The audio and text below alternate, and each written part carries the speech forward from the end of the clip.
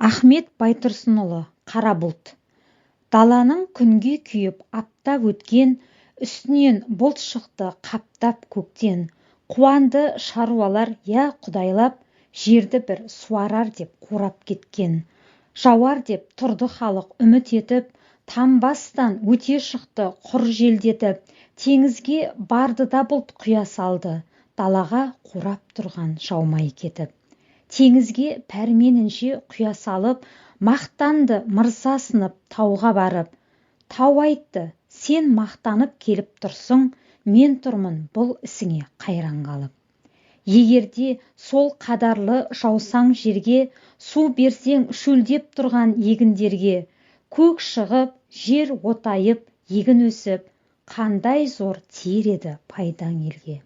Не қайыр қазір сенің жауғаныңнан, сенсіз де су жетерлік теңіздерде.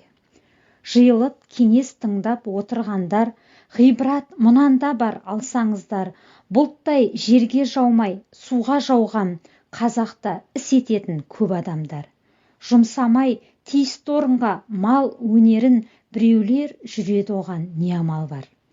Мысалы, қазақ дала, орыс теңіз, даланы шама келсе көгертіңіз. Мұң десең, мұқтаж десең қазақта көп, емес пе мұны ойламақ міндетіңіз. Мақал бар, жақсылықты басыңа қыл, басыңнан асса деген досқа істеңіз.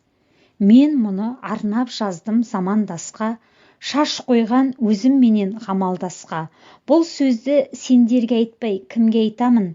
Болады асыл таста, ақыл жаста. Қарышта өз жұртыңа барың болса, өзге елдің өзінде көп бізден басқа.